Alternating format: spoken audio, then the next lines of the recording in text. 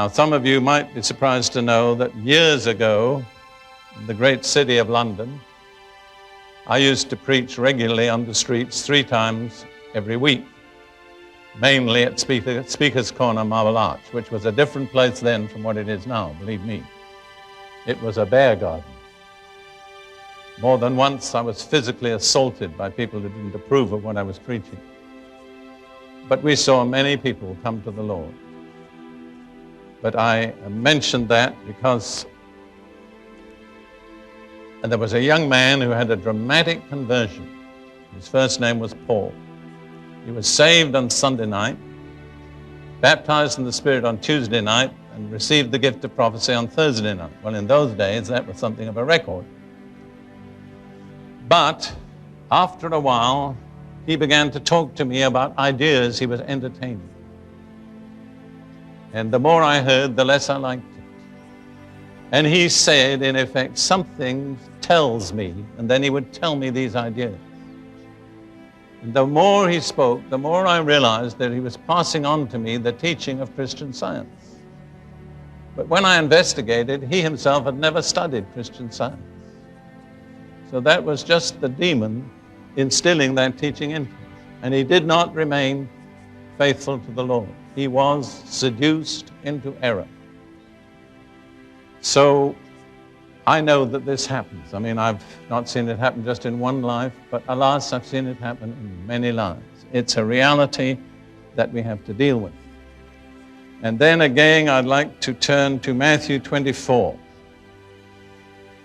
Some of you may not know that the prophecy that we had, or the interpretation that came earlier, was based on Matthew 24, verse 14. This good news of the kingdom shall be proclaimed in all the world as a witness to all the nations. But if you look at the preceding verses, you discover it's not going to be that easy. If you look in Matthew 24, beginning at verse 9, then they shall deliver you, you being us, up to tribulation and kill you, and you will be hated by all nations for my name's sake. And then many will be offended and will betray one another and will hate one another. Now, we've seen a little of that maybe in this nation, but in some nations, in the Soviet Union, in China and elsewhere, these are daily realities. They are happening now on a large scale.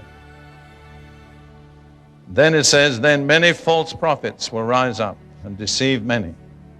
That, alas, is also happening. Almost every place where the New Testament speaks about the close of this age, the thing that it emphasizes most is the need to be on your guard against being deceived. And there is not one of us who is not in danger of being deceived.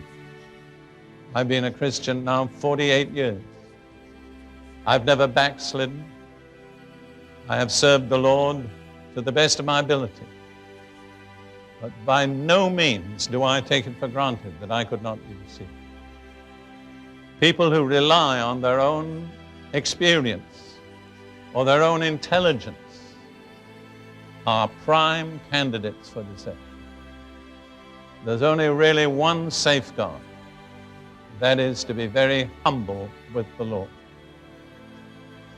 Pride is the lever that opens the door to deception. Be on your guard against it.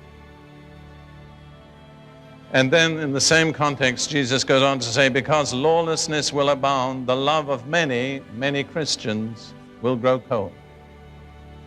And then he says, but he who has endured to the end will be saved. So there's something to endure, you understand? It's not idle talk. There's persecution, there's betrayal, there's opposition, there's deception, there's lawlessness. And in the midst of all that, Jesus says, but if you've held out to the end, you will be saved. That doesn't mean you're not saved now. But it does mean to stay saved, you've got to endure. Jesus said, by your endurance, purchase your souls. That's the price of your soul, is enduring. And then the next verse is, this gospel of the kingdom shall be proclaimed in all the world as a witness to all the nations, and then the end of the age will come. What's the final mark that the age is coming to an end? The proclaiming of the good news of the kingdom in all the world to all nations. I say that because proclaiming the good news in all the world is not going to be an easy job. The pressures, the opposition, the dangers are increasing. But in the midst of all that, God is going to raise up a breed of Christians that will set their faces like flint and go through with the task. That's the way I believe it.